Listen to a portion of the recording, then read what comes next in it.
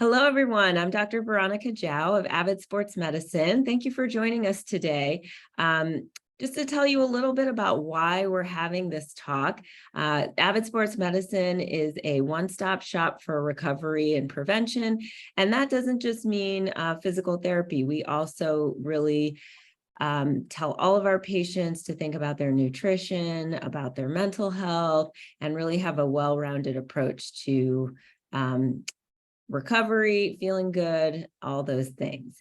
And we're really excited because Karen is one of our partners, and she and I have known each other for a while. We both used to work at One Medical together, and now we're both doing our own thing. But she has a really interesting background in functional nutrition, and she's also a natural chef. And our last talk together, I think we talked about, what did we talk about, Karen? We talked about, I wrote it was myths. That's where myths. Oh, yes.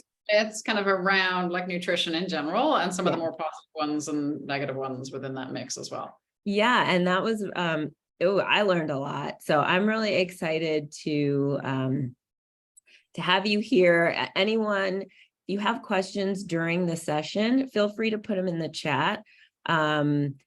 We want this to be interactive. Karen's going to be presenting some slides, but we also want it to be interactive.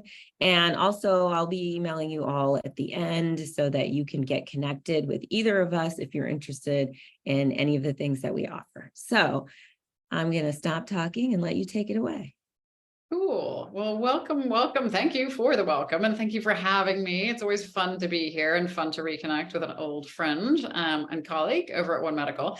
And I said it already, I would love people to put their cameras on. Thank you to those of you who have already. It's just so much nicer to see actual faces instead of just blank screens and names. So if you can, zero judgment, whether you're eating, whether you've just come back from the beach and whatever's happened, or maybe coming back from the beach would be a nice thing. But anyway, whatever's going on, would love to see faces. So we are going to talk about, or I'm going to talk about inflammation, and specifically chronic inflammation, and what we can do from a food and a lifestyle standpoint to navigate that. And somebody's already raised their hand. Are you going to jump in and look at those, or will I look at that too? Can you see that, Veronica? I can. I will monitor that. Okay, if you have a question, someone said their office computer has no camera. That's okay. That's a good excuse. It's a good excuse. We'll run with it. Thank you for telling us. All right. So just let me know if there's anything I need to stop or I will. jump.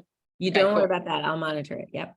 Okay, awesome. So I am going to share some slides just so we have a little bit of structure to today's conversation, but I really would like this to be as interactive. And as Veronica's very kindly said, she's going to keep us posted with what comes up in chat and whatever else. So feel free to interrupt me, Veronica.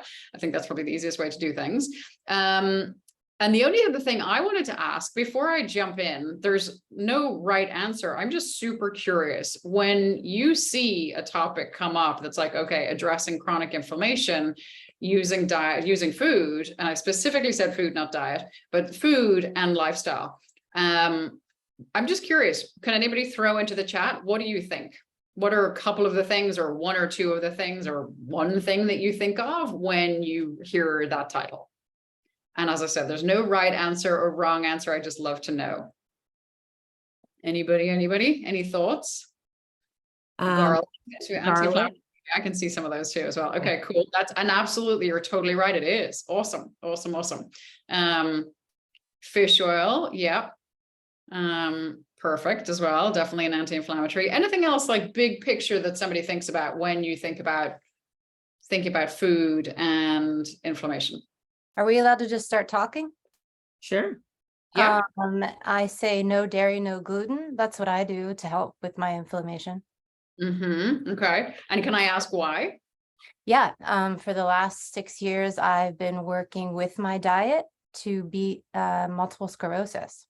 Okay. And Awesome. for inflammation, and it's been working really well. So. Congratulations. Congratulations. Huge. So this is probably going to sound like a little bit of like kind of reinforcement of what you're already doing potentially. And I'm not saying anybody who's listening, you know, I'm not saying gluten and dairy free is what you have to do, but I'm going to explain where that fits in. But congratulations to you who just mentioned that's all right, missed your name. But that's super exciting and well done navigating that. We also have some people saying control of inflammation with food choices, sugar and salt, Crohn's. Those are a couple. Okay. And somebody did a workshop on herbalism. I can't see all of these at the same time, but let's see. Just did a workshop on herbalism, and it seems that many problems are due to inflammatory. Yeah. Okay. So awesome. Yeah. Well, thank you guys for sharing those things. All of those things I would absolutely agree with. A lot of debate about how effective diet is as a tool. It can be discouraging if somebody has IBD. Yeah. So, okay. So what I'm going to do. So thanks for sharing. That gives me a good sense of just where things are at least hopefully going to land here. What I'm going to do, I'm going to share my screen, but I truly don't want, just because I'm sharing a screen, for that to be the end of dialogue here. So as I said, do please interrupt as necessary. So let's start by just making sure. Can everybody see the slide? Yes. Yeah. Okay. Awesome. Okay. So basically, well, and actually just as a quick little, I know, thank you for the wonderful introduction, not inflammation, Veronica, but just a quick couple of words about just who I am in terms of what I get up to. I've been doing what I've been doing, as Veronica alluded to. We worked together at One Medical. I was there for 9 years, and I've been on my own then in practice. So together, I'm doing this for a while, over 16 years. Veronica also alluded to the fact that I'm a natural chef. And I will say as well, my brothers still roar laughing at the fact that I'm a certified natural chef because I couldn't scramble an egg, and I'm not joking, couldn't scramble an egg before I did my course. So I'm only bringing that up just because I think a lot of people get freaked out when they think, oh my gosh, you know, she's going to know all this. Like, it now comes naturally to me because I do it all the time. But my point in saying it is that if somebody is working with me and if they can read English, read a recipe, you can do the things that you need to do, basically. I'm a behavior change facilitator, which probably sounds sort of obvious, but it's a big piece of the puzzle when I'm working with people. And I'm looking through the functional medicine lens by virtue of my training with the Institute for Functional Medicine. And I just put the Irish thing on there because I don't want anybody to listen. I've had it happen before where people are like, I have no idea what you were talking about. I was just trying to figure out where your accent was from. So I don't want that to happen to anybody as we're going through this stuff. Right. So, and then I'm not going to read these out, but you can see qualifications basically. So that's a little bit about who I am before we get started. So and it says agenda. I know that sounds sort of official, but it's just going to give you a rough lens of what we're going to look at in terms of some slides. So just first thing, differentiating between acute and chronic inflammation, which I think most of you are super aware of and up to speed on already, but just to make sure. Then there's some different perspectives on inflammation, which a couple of you actually have alluded to already, so we'll get into that. And then we're going to look at what I refer to as a cyclical mess and gastrointestinal stuff and how that plays in, and then my approach, basically. All right. So just quick slides on acute versus chronic inflammation. I think most of us are aware of the fact that these things here are, representative of acute inflammation, basically. But when we get into chronic inflammation, these things aren't always things that we immediately associate with inflammation, but they are associated with inflammation, all right, in a very, very deep way, if you like, too. So, and it's not just about literally how we refer to these things. If we think about, so the acute stuff, actually, I'm going to look more at the chronic stuff because that's what we're talking about here, but that the triggers for chronic inflammation, there's a metabolic dysfunction, it's tissue damage. And in terms of the duration, the time that chronic inflammation, the name obviously implies that it's kind of raw, it's long-term. It tends to be low grade, but it's not always low grade. And then as we age, the risk does obviously increase as well. All right. Again, sort of obvious, but sharing nonetheless. Okay. And then when a clinician such as our wonderful Veronica is looking at stuff, chronic inflammation really is at the center. And somebody already alluded to this. It's the basis really for most disease states, if you like, right? So just being aware of that. And then this is just another way of thinking about it, but the functional medicine, when we always think about its root cause medicine, right? So we're really trying to unpack what the root cause of something is. And inflammation really is at the root cause of so many different conditions. This is just a relatively small tree, and these are the things that would fit, but there are lots of things that would be on that tree. And then I think it's important to think about how we, as normal, not that doctors aren't normal, but how normal people experience this stuff, right? Because we don't always think about these manifestations as any sort of indication that there's any sort of inflammation going on. But if somebody's dealing with a lot of stress and anxiety, if somebody's really irritable, I'm not going to read all of these things out, but all of these experiences, I would argue, have a degree of inflammation at the base as well. All right. So the other thing as well, we can't talk about chronic inflammation without acknowledging autoimmune stuff. So we used to think that any autoimmune condition was, we'd kind of think about it. It's like, oh, this poor person, they have this genetic predisposition. This is what they have. But more recently, I can't give you a specific time, but it's awareness of just the environmental triggers. So there's things such as the things that are relatively easy to influence, like stress, nutritional status, and hormone regulation. And then some of the things that are more challenging for us as practitioners to navigate, such as exposures to different pollutants or toxins or whatever. But then the other thing that's more recently added as well is this concept of mucosal barrier dysfunction, which we're going to get into more of what I mean by that. But it's essentially another way of thinking about leaky gut, right? Which many people have probably heard of as well. So the question is, like, literally, what do we do? How do we stop chronic systemic inflammation, right? That's why we're all here, presumably, and we're all kind of curious. I think it's important to start by appreciating literally the causes and the consequences, right? So we've looked at some of the consequences in terms of the cardiovascular disease, metabolic dysfunction, depression, all these autoimmune issues, etc. If we think about some of the actual causes, and I would argue this isn't necessarily an exhaustive list, but xenobiotics, in other words, like chemical exposures and stuff, disrupted sleep. Nobody feels well when they've had disrupted sleep, but people don't always think about that as something that's exacerbating inflammation, but it certainly has the capacity to. Then I'm going to get into the isolation and chronic stress a little bit more. But the ones I want to touch on really now are, and I'm just going to acknowledge these: chronic infections, obviously a factor; physical inactivity, which again, anybody who's connected to Avid most likely is not inactive, or if they are, that's a temporary thing and they're working through that. Or we can help them become active.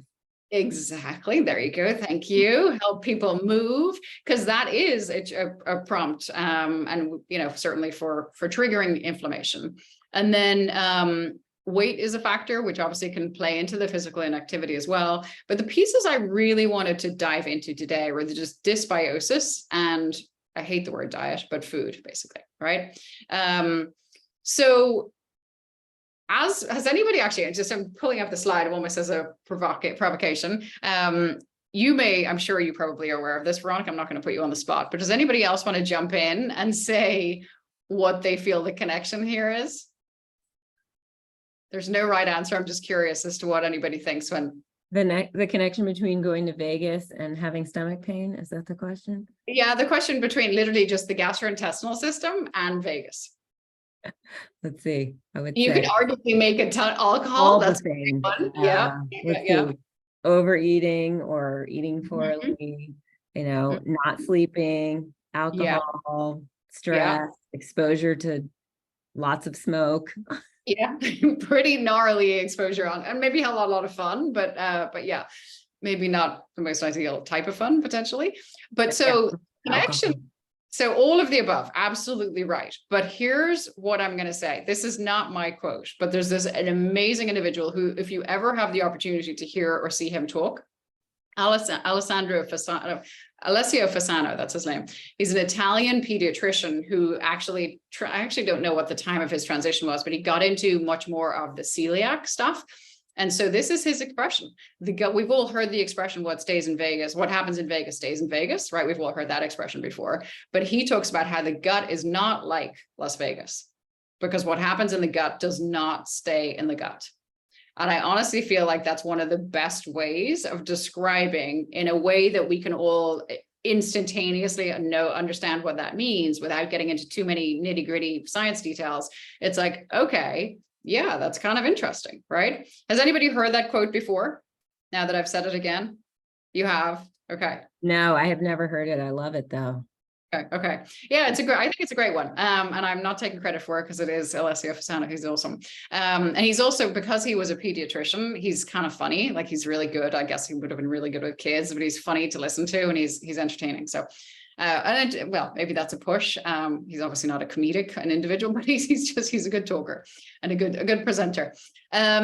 So just a couple of quick things about the gastrointestinal system. So our stomach acid, which is hydrochloric acid abbreviated here, stomach acid has a pH, meaning acid level, of about 1.5 or 2, provided we're in a healthy state. Like, there are a lot of people who don't have a pH that's of that acidic, but that's designed in order to be our first line of defense, right? And certainly in the past, it's happened before when if somebody was on a PPI, like a proton pump inhibitor, or it's any sort of like acid blocker, like the purple pill or any of those sorts of things, people were often taken off those when they went traveling to a third world country, just because they knew then that they would be exposing their whole selves essentially to whatever pathogens and whatever was available if they were suppressing their stomach acid. So stomach acid is a really important first line of defense. And the other piece about the gastrointestinal system is, and even just to back up and without looking at this picture, essentially we're hollow. Nobody really talks about that, but essentially we are actually hollow.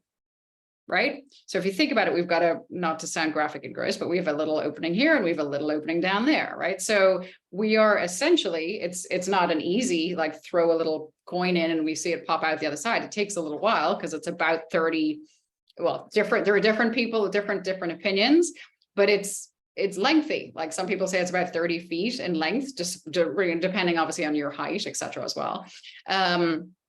But basically, we only have, as a result of the fact that we are hollow, it's where a huge amount of our immune system resides, basically. So we have this, I'm kind of jumping ahead here, but the resident immune cells of the gut, essentially these macrophages, dendritic cells, and I don't get into all this, reading them all out, but we have a huge percentage of our immune system based in our gastrointestinal system and along the sides of our gastrointestinal system, because of the fact that we are essentially hollow. All right. And then we only have this single layer of enterocytes, or epithelial cells, which have two key functions. One is to transport the nutrients into the body and to keep everything else inside the gut, basically. All right. So it's a pretty buttoned up little system when it works well, but I could almost, like, if we were to stop here and ask everybody individually, do any of us know, for example, people who are taking a PPI, like I'm forgetting the names of them, but like the Pepsid, Prilosec. Well, thank you. I'm just totally spacing for a second. But if people are, I'm sure if we were to do a quick run around of the crew here, we probably could find that each one of us probably knows at least one or maybe more people who are taking one of those medications, right? So right off the bat, they're allowing for the stomach acid to be that less acidic, and therefore it's less effective as being the first line of defense and killing things off. So essentially, there's a risk factor of intestinal permeability, which is also referred to as leaky gut syndrome, whereby we can have something that's actually not supposed to traverse the gastrointestinal lining and get into the blood cells, but it does, and it can, by virtue of the fact that there's been damage along the way. And the primary causes of damage to the intestinal lining, the enterocyte damage is one of the primary things, which can result from pathogens and toxins and dietary proteins, different ones. There's a whole list of the different ones that can cause a problem. And then there's these opening of the tight junctions, which can be the result of alcohol intake or elevated cortisol, sugar alcohols. Glutens are a type of protein that exists in some of the gluten stuff, and infections or other medications. So there are a lot of things that we all, I mean, even as we were talking about Vegas, like we've all probably been to Vegas at some point. I'm not picking on Vegas specifically, but we are all in this, you know, bucket that we call our world, right? That we're exposed to these things on a regular basis. So really what we're left with a lot of the time, especially when we factor food choices into this picture. Actually, I should pause here for a second as well. Is anybody aware of, when I say short chain fatty acids, does anybody know what I mean? Does anybody want to throw a little guess out there, or has anybody heard of what they are? Short chain fatty acids? No, I'm not maybe. gonna answer because I think, you know, I know what that is, but Okay. anyone else? So short chain, does anybody else want to jump in? I think you're gonna have to take it home for us.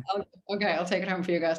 So short chain fatty acids, basically, if you were to Google, many of us are probably at computers right now, obviously, right, with the Zoom thing. If you put in SCFA or short chain fatty acid and inflammation, you'll find that there's actually, it's an amazing, the more short chain fatty acids we have in our gastrointestinal system, the less inflammation we typically have. And so short chain fatty acids are actually, I'll just give you a quick explanation. So when we eat something, we're feeding the microbiome, right? Provided it's got fiber, we're going to get into all this kind of stuff as well, but provided we're eating something that has fiber, we're feeding our microbiome. And the microbiome is the collective name, essentially, for all the microflora or all the bugs that we have in our gastrointestinal system. And we've got about 4 pounds of bacteria down there, which is kind of a lot. If you think about a bag of rice, it's a decent amount, like 4 pounds is a decent amount of, it's a decent weight. And so when we eat something that is actually feeding one of the bugs, let's just call them down there, one of the microflora, it basically, in the same way, you know, when cows chew grass, it's not the same thing, but I'm just giving you a silly analogy. If a cow chews, you know, grass or whatever they're doing, there might be some methane gas that happens as a result, right? Potentially, I'm not getting into, I should say as well, I'm completely agnostic. I'm not here to tell somebody that they need to be gluten-free or dairy-free or whatever. I just want my clients to be doing well, doing whatever they're doing. But a byproduct of the gastrointestinal system microflora consuming something that has fiber is that they produce these short-chain fatty acids. Okay. And these short chain fatty acids then are fuel for the colonocytes, or which is another name for all the intestinal cells. Okay. So which is why if you were to Google short chain fatty acids and inflammation, you would see that once we've got the more short chain fatty acids typically that we have, the less inflammation typically that we have. All right. So my comment here with the cyclical mess is, so if when we think about the standard American diet, which you probably are aware, conveniently, the acronym is SAD. But if somebody's eating stuff that doesn't have a lot of fiber, right, we have this lack of diversity within the microbiome, which leads to a lack of microbial or lack of the short chain fatty acids. And as a result of that, then we have the proliferation, meaning the like kind of whatever, more of the putrefactive, which means essentially the not so great bacteria. And when we have that happen, we've got more likely, there's more likely to be more intestinal permeability, in other words, leaky gut. And then that's basically a feed forward cycle into this, just feeding into more of a dysbiotic or a dysbiosis and inflammation sort of a cycle, essentially. And at the center of all of this, we've got really high stress, which just exacerbates all of these things, right? So for example, if somebody's feeling like they've got this inflammatory sort of cycle going, they're stressed out, they're very unlikely, much as they may intend to have broccoli and whatever else wonderful things that they might be eating, they're much more likely to reach for the things that are a quick, easy fix, which just perpetuates the whole cycle, basically, right? Any questions about this so far, or am I going into too much detail, or what's anybody thinking? I don't want to be talking. I'm getting a thumbs up. Thank you. This is really crucial. I think putting it together in a more like this kind of flow chart makes you understand like why we say eating something is maybe better or worse for you. And I don't know, maybe it's my science brain, but I'm enjoying this. Okay. Cool. Just keep me posted, anybody. I'm big into people understanding why. People often say, like, just tell me what to eat. And I'm like, I can do that too, but I really want my people to understand why we're doing whatever we're doing. So this is just something, a visual that I like people to have just as a point of reference. And So could you maybe go back and say, what is intestinal permeability? Like, what's actually happening? No, just your last slide. Oh, this. Okay. You had it there. yeah. So this basically, so if we think about this is so the okay, let me even just go for a quick sciencey moment as well. I'm doing this because if you were to lie our gastrointestinal system out like flat, the whole system from head to, you know, from here to here, right? It could be about the size of a tennis court, which is pretty enormous, right? And the way in which it gets to be that size is because we have these finger-like projections called villi within the small intestine, which are often the analogous, or the analogy that's used is people think about like the shag carpet, which, you know, is back in the whatever 70s are super popular. They're kind of coming back now. I know a couple of people who have shag carpets, so everybody knows what a shag carpet looks like. But basically the shag carpet sort of thing within the small intestine is what allows, it's the primary reason, aside from the fact that the gastrointestinal system is obviously long, right, in itself, but the small intestine is where most of the absorption is taking place. And it's taking place through these finger-like projections called villi. And as a point of reference as well, if I'm working with somebody who has got celiac, one of the gold standard ways of actually measuring or assessing whether somebody has celiac is they'll do an intestinal biopsy, which I'm not advocating anybody has to sign up to go and do one of those. You can obviously do labs, but it is still considered gold standard to do the intestinal biopsy. And what they're looking for is villus atrophy. In other words, the little villi have atrophied or they're broken down, right? So, and we need those in order to be able to do so much of our absorption. And so essentially you can see these little mucosal cells, you can see the normal tight junctions where things should be working well. Everything's, you know, it's relatively buttoned up. But as a result of whether we have any of these sorts of things going on, these junctions can actually get broken down. And so things can actually pass through the intestinal lining and get into the actual bloodstream. And then that's where it's recognized as something that shouldn't be there. And therefore an immune response is mounted. And so this is where, when somebody says, like I had somebody earlier today who was super curious about the fact that she's like, I'm not sure what's going on, but she's like, I feel more pain in my body, whether I think it was shoulder pain that she was dealing with. She's like, I'm much more conscious of it after I've eaten out. And I was talking to her about what she's eating. And I'm a big advocate of everybody being able to eat out and enjoy it. That's just so we're clear. But some of the choices that she was making, I thought may have actually been making things worse for her on account of what we suspected was intestinal permeability. So I will say though, too, intestinal permeability is a little bit like, maybe it's because I've been doing this for a while, and Veronica, maybe you'll laugh when I say this too, but I feel like certainly back, you know, when I first started practicing, lots of people knew about candida and they were like, oh my gosh, yes, I've got candida. And everybody was testing for candida. So I feel like the intestinal permeability piece is a little oversimplified, but I'm sharing this so that everybody knows. Because the other part of it is that, you know, obviously the intestinal lining is designed to be able to let things into the system and let things out. But the big thing is, this is an oversimplification, but still, you want to have whatever gets into the bloodstream to be digested to a degree that it's not going to be recognized as a foreign antigen. Because once that happens, that's when the immune system is mounted, basically. All right. Does that help clarify things a little further? Yeah, that was really helpful. Okay, cool. So in terms of my approach, this is sort of I'm big into visuals and using things just so people understand what I'm talking about, but we can kind of see this, like say the basin is almost overflowing. I basically, like, there's no problem here until it does actually start overflowing, right? But so the allostatic load, the idea behind the allostatic load, I know Veronica knows what I mean, and many of you maybe do it as well, but basically we're thinking about, there are so many things that we all deal with on a regular basis. And what our bodies do relatively well on a regular basis is that they compensate for stuff that we're putting them through or stuff that's going on, right? So say, for example, so everybody's basin, if you like, can be filled with different things. Some people might have a terrible job and have really bad sleep and then eat terribly as well. So their basin is literally on the verge of flooding, or literally about to flood. And then they're coming to see me, or maybe coming to see Veronica maybe before the flood starts. But my job, if I was to oversimplify it, is really I'm trying to work with somebody to understand what is filling that basin for them. And I'm working to try to understand what I can take away or what I can mitigate to try to see if we can get back to a point where there's a little bit of buffer zone, so that we have room for things to happen from an everything standpoint without it causing a problem, right? Does that make sense? Yeah. Yeah, Okay. I like that visual. Mhm. Okay. The other thing that I like people to think about as well, just from an allostatic load standpoint, if I often say this, if I have two people who are standing on the side of a pollen-laden field, right?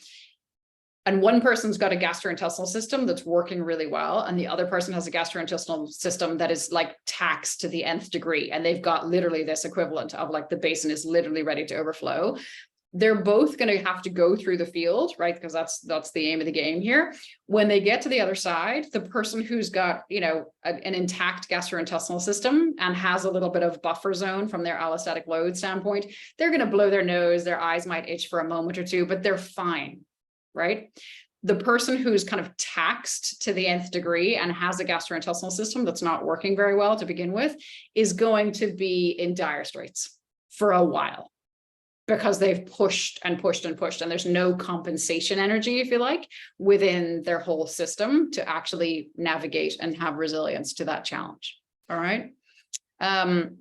So my approach with food, I'm going to kind of give you some big picture things of what I do. So this is oftentimes when I show this visual, people think, oh my gosh, like I don't want to have to go into these doing more testing and get to step 5. The way I think about this is, and I'm always looking for the easy option, which makes me sound lazy, but I've been doing this for a while. And I know if I make something sound really difficult for somebody, they're probably not going to do it. They're not going to come back. So I'm looking to start with regulation of blood sugar. And then I'm going to work with them as far as we need until we get them to the point of this feeling like it's less, feeling like it's ready to overflow. And they're generally feeling an awful lot better, if not actually feeling great. So in many of the cases when I'm working with somebody to navigate inflammation, I'm starting with regulating blood sugar, and I'm probably going to do some degree of this, but I may not need to go into step 3 or 4 or 5. Okay.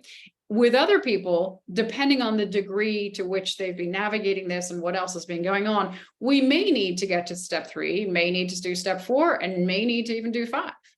Okay.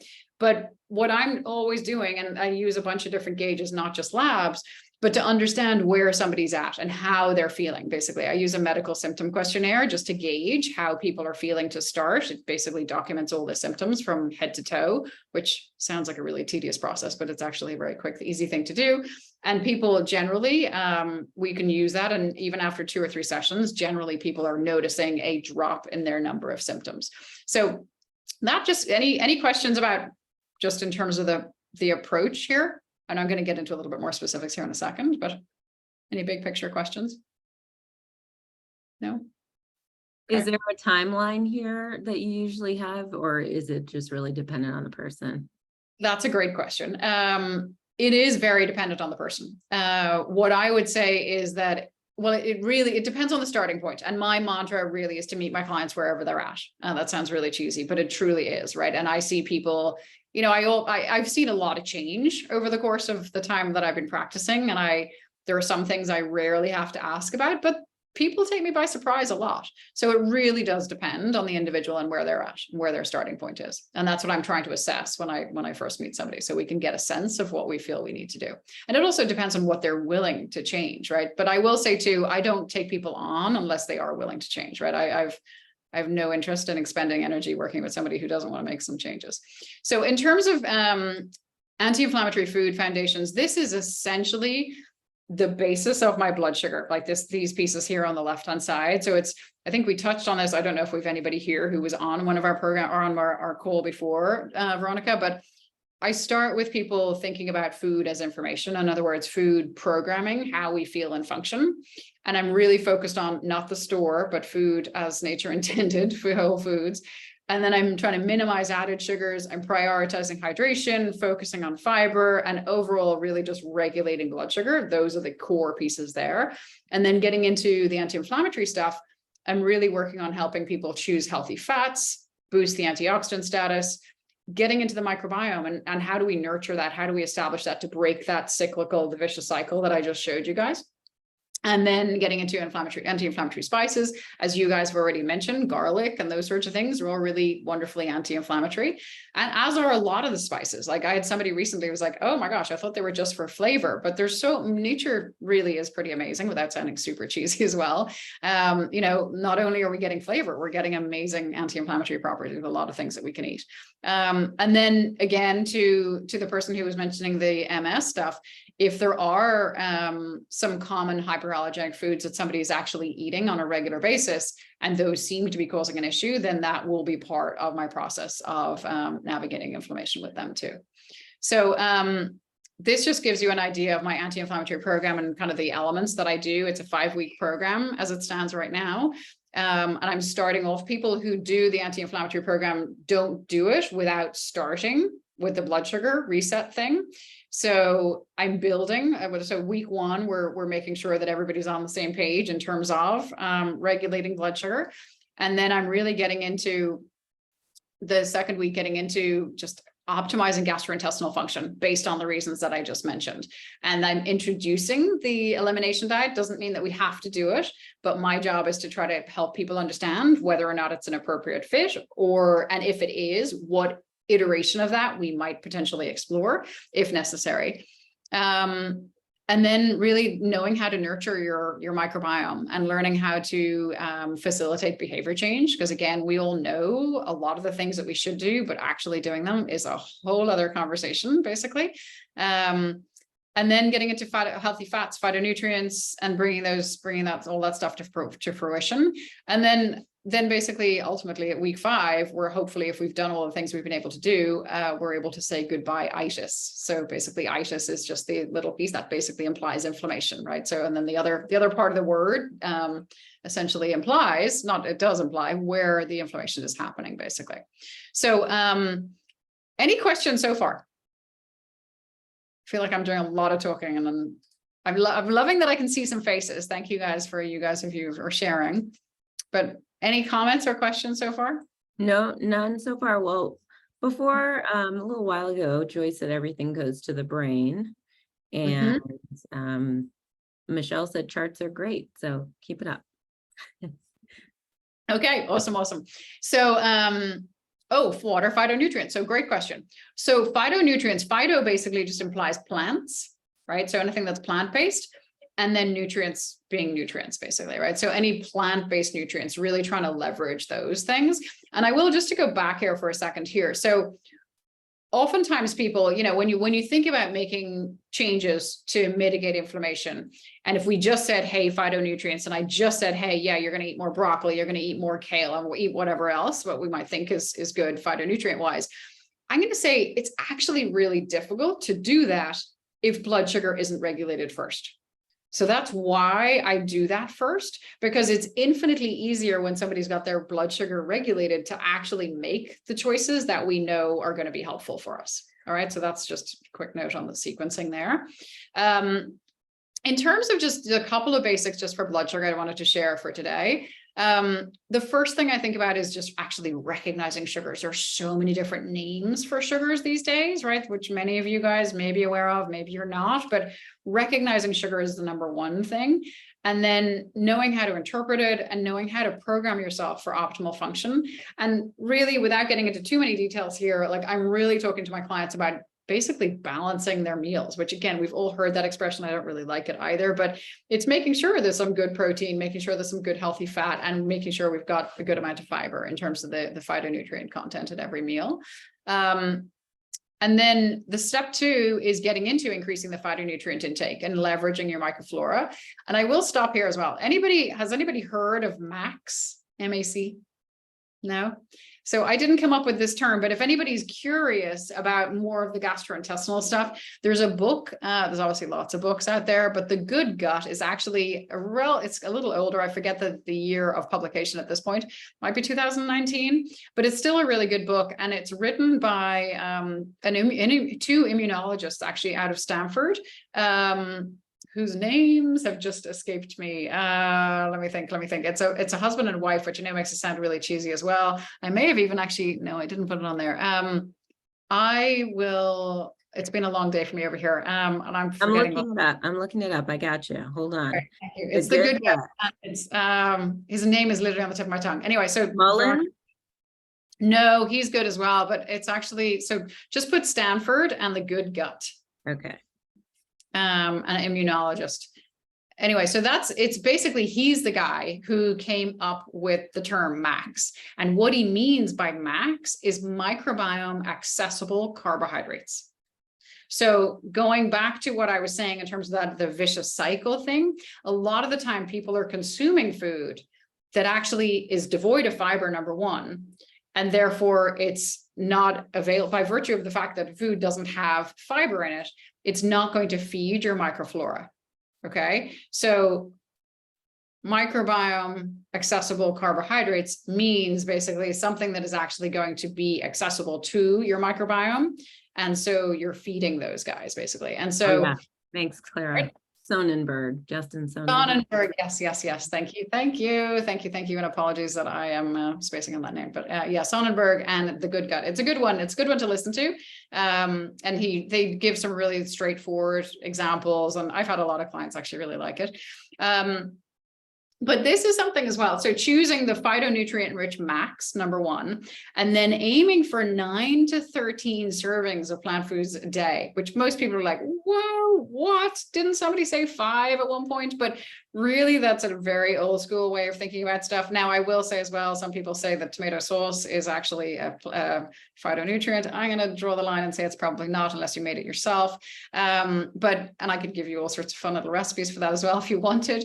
But basically, we're aiming for 9 to 13 servings of plant foods a day. And we're trying to take advantage of spices. As I was just saying a minute ago, it's not just about flavor. There's a bunch of other things that come as a result of those. And then this is just a quick note on the short chain fatty acids again. They're essential metabolites connecting dietary fiber and gut microbiota to essential intestinal health. That sounds much more confusing, actually, the way that's written, than hopefully the way I explained it was a little easier. Basically, when your microbiome eats something, it's going to have a byproduct, and the byproduct is a short chain fatty acid. And then the short chain fatty acid is actually feeding the intestinal cells, basically.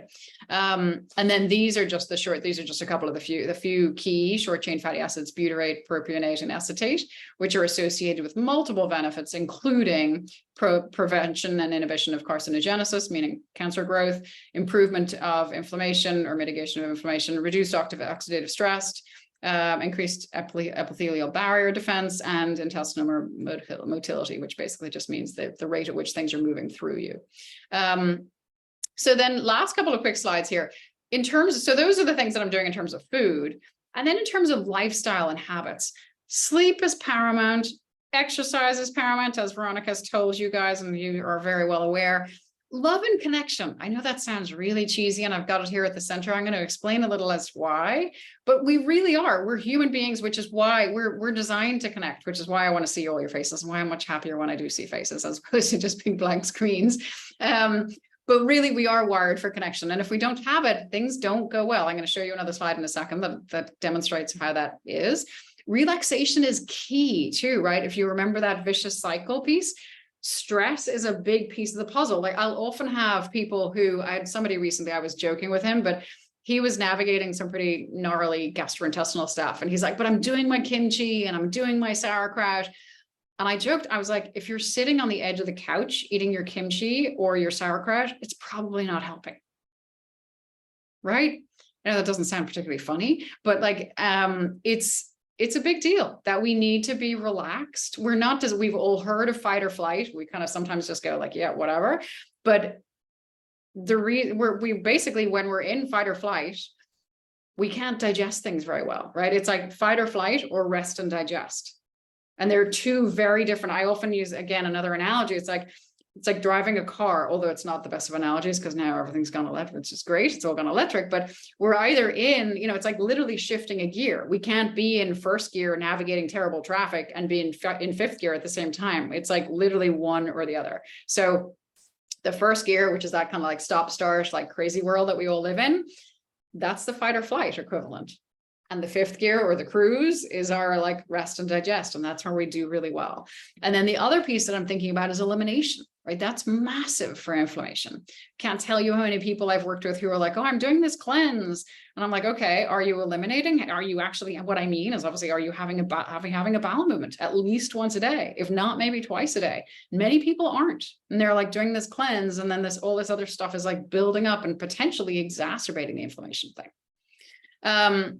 Just in terms of the love and connection thing, and I wanted to show you guys a slide. I'm not expecting you guys to jump into too much of this stuff, but I just wanted to show you, like, this has been kind of the essence of kind of my more recent training in the world of functional medicine stuff, where I just want to highlight here, like the mental, basically. So we're looking at antecedents, in other words, like genetic predispositions, triggering events if somebody's had something, big happen to them. Mediators are things that are other contributing factors. And then I'm looking at sleep and relaxation, exercise, movement, nutrition, what we're eating, stress, relationships. And then there's this is the matrix in and of itself. So I'm looking at, I won't break down all of these things, but these are the elements that we're looking at. So assimilation would be gastrointestinal stuff and what's going on there. But at the center of all of this is our mental, emotional, and spiritual health. So if somebody has gastrointestinal stuff going on and or, some other liver dysfunction going on, I'm going to be working with them on trying to navigate that, but I'm not ignoring what's going on here in the middle. All right. And I'm not going to say I'm not a therapist, obviously, but I'm making sure that somebody's doing as many things as they can to facilitate that relaxation, to facilitate optimal sleep, and to make sure that they do feel connected. Okay. So I just wanted you guys to see that that's not me just finding some pretty love hearts and sticking that in there. All right. So in terms of things, I did see a question come in here. What's sugar alcohol? So good question that. So just going back, sugar alcohols are an easy way to discern what a sugar alcohol is, something that it ends, when you look at the ingredients, it'll end in all. It's not a perfect answer. It's not always going to be the case, but things would be like sorbitol, xylitol, maltitol. If you chew gum, you're probably consuming sugar alcohols. And if somebody is dealing with gastrointestinal issues like bloating and gas, the first thing I'm going to do is I'm taking sugar alcohols out of the mix, just because they're potent contributors to bloating and gas and gastrointestinal upset. So yeah, does that answer that question? Let me see. How would you recommend recovering a GI system from a bout of food poisoning caused inflammation? Do I have a quick answer for that? I'm not sure that I do. I would say really working on, well, the first thing I would do, just to try to, because when you're recovering from food poisoning, you're not exactly chomping at the bit to actually eat a lot of the time, right? You feel pretty nauseous. You're like, oh, yikes, like, where do I even start? What I would be thinking about is finding a broth that you like, which even as I say that, you might be like, ooh, like, can't go there, but like, find one that you like. There are lots of different recipes for making broths, and I would be building, that's really helpful to actually be soothing to the gastrointestinal system and also actually give you some nutrients at the same time. So that would be the first thing that I would be starting to try to do. And I should add as well, when I say broth, I don't mean like the sodium laden stuff that you'd find in Whole Foods or Safeway or something like that. I mean stuff ideally that you're making from scratch. And actually I'm happy to, let me see here. There's a magic, I'm just going to put it in here, see if I can do this. Magic mineral broth by Rebecca Katz, who is a chef who I have met through the world of functional medicine. And she's got a lot of different cookbooks. She's got some good recipes that are available on her website. She knows what she's up to, and she's a magic mineral broth that people have used. We've all heard like the chicken broth for the soul, or whatever, that chicken soup for the soul and stuff. So that's where I would start. and then working just to rebuild from there. Does that answer that question, hopefully? Yeah, okay, thank you. So in terms of some just practical things, and some of them aren't so practical, but I just wanted to give you some things I always like. Anytime I've gone to a presentation, I'm like, oh, what can I do today? So oil pulling actually probably shouldn't be at the top, because that seems like the first thing where my eye goes. But I'll come back to that one. I'm gonna start with yoga. Yoga is a wonderful, like, just relax, getting things going, make you feel connected to not only your body, but also potentially whoever you're doing the class with. Bone broth, as I've mentioned here, infrared sauna, getting out in nature, one of the cheapest, easiest things we can all do. And if you guys are all fortunate enough to be living in the Bay Area, we've got a pretty awesome place on our doorstep. I know the weather hasn't been amazing, but if you compare it to 49 degrees in Sicily or whatever it was the other day, it's kind of nice. Well, whatever, I'm being very European saying that, whatever it was, 90, I think it was 100 and something actually. Anyway, so embrace the fact that it's a little chilly. Exercise is a big piece. Golden milk. Has anybody heard or tried golden milk before? Golden milk is actually, so Gaia is, you've probably heard of Gaia, the brand. I'm just going to put that there. Let me see if maybe Veronica, if you could look that up. It's actually, so thank you in advance. Sorry to say like that, but it's basically a turmeric base. So it's very vibrantly orangey yellow. And rather than it is called golden milk, but the idea would be, the way I would make it, or the way I would recommend people make it, is, so it's a powder thing. You get a spoon, and just put a tablespoon or whatever into a cup. And then you've got some boiling water or warm water, and then you're mixing it in with the warm water. And then I put a little bit, just to make it that milky, I'd put in a little bit of coconut milk or a little bit of oat milk or a little bit of something. I wouldn't typically jump into putting a load of regular dairy, on account of the fact that dairy typically is or can be provocative for many people. Or maybe if you do love the idea of doing regular dairy, then maybe sticking with sheep or goat options, although that can sometimes be a little sheepy and a little goaty to people. So throwing that out there, but other alternative milks are definitely what I would recommend there, and just not doing lots of them. And obviously then also making sure that those don't have a bunch of sugars added to them as well. All right. The other thing, I found it. You did? Okay, awesome. Thank you. So, and then connecting with family and friends, right? I know that can sometimes be traumatic for people, connecting with family, maybe more than friends, but maybe choose to connect with friends, whatever works basically. But connection is a big piece of the puzzle.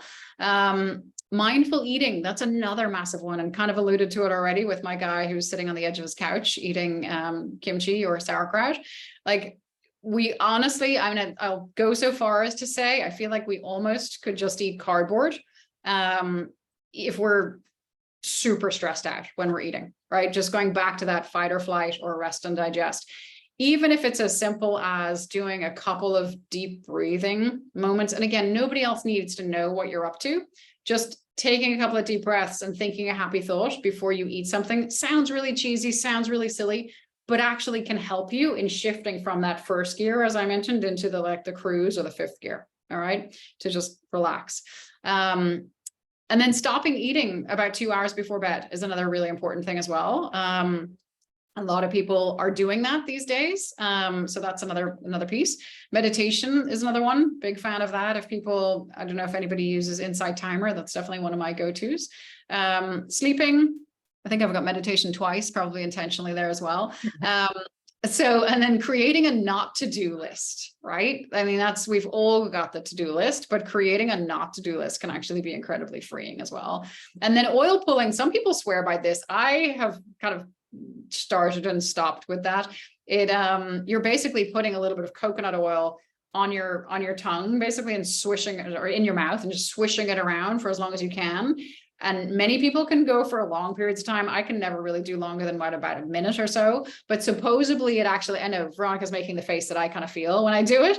I don't love doing it, but people swear that it actually, just because it's antimicrobial, and it can help extract whatever is going on in the oral microbiome. And then you're obviously not swallowing that, just to be 100% clear, you're not swallowing the oil that you're swishing around, you are spitting that out. I probably wouldn't spit it down your drain either. I might spit it into some sort of a receptacle in your garbage can or something, so you're not blocking drains either.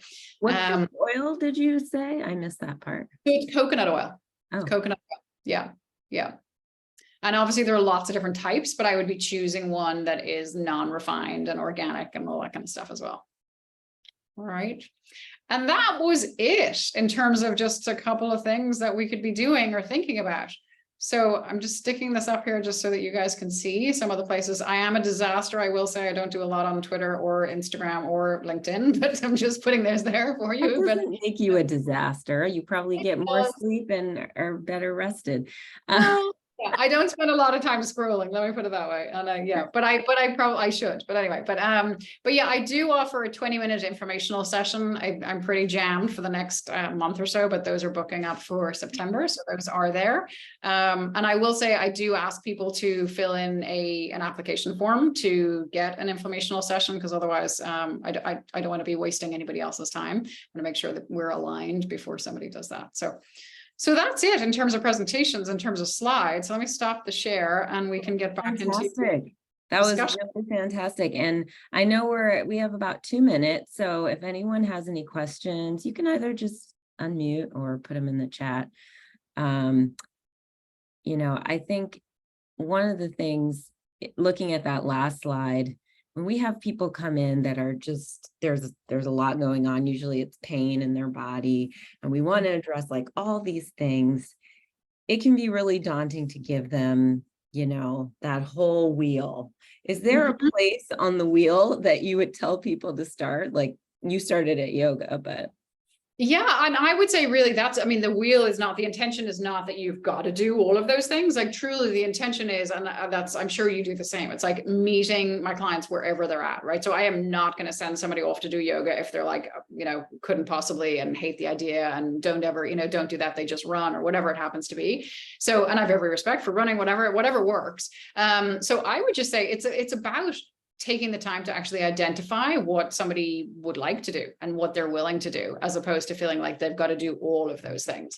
And that's where, but what I would be advocating that I work a lot and I work hard to make sure my clients are navigating blood sugar. That's like, if I could do one thing for everybody, just to make themselves feel better, to make themselves show up better, to give them the capacity to actually function the way they're supposed to function, it's regulating blood sugar. So that would be the first and foremost thing that I would be doing.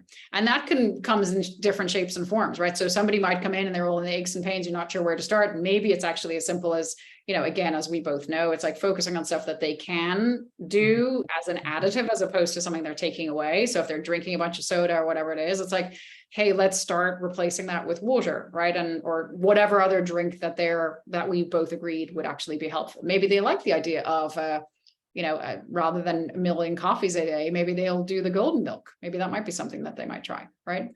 Yeah. And when you have a lot of patients or clients that you tell to get the continuous blood glucose monitor, because it seems like everyone has one these days.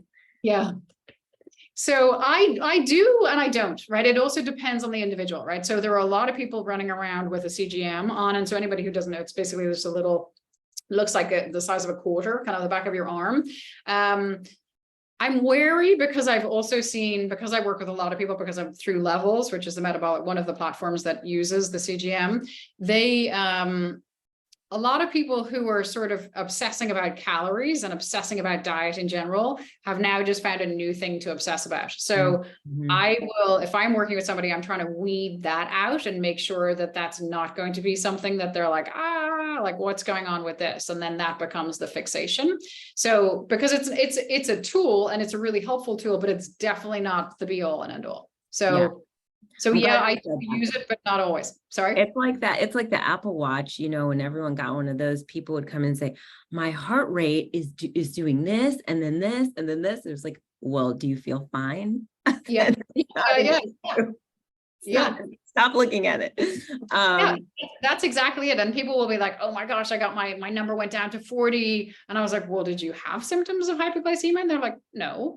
I'm like, okay, well, so it's not a perfect device. That's the other thing. Like people just need to be aware. It's not a perfect device. It's helpful, but definitely far from perfect. But the flip side of that is that I have had a lot of people who have made a lot of progress using one. It's just, I don't think it's an appropriate device for everybody. So yeah, that's. Well, thank you so much. Any last comments? People said thank you. And what we're going to do is put this on our with your permission, we're going to take this recording and we put them on our YouTube channel, and then we can share them, more broadly. And then with this group, I'll send out your information specifically so they can reach you. Awesome. Sounds perfect. Well, thank you very much. And thank you guys. And anybody who shared, and I know those of you who couldn't, who didn't, whatever else, don't worry, but it was lovely to see your faces. And thank you, Veronica, for organizing us all. Thank you. Well, we'll definitely have you back before the end of the year. Okay. Take care. I will talk to you soon. All right. Have a great one. Bye, Bye. guys. Bye. Bye.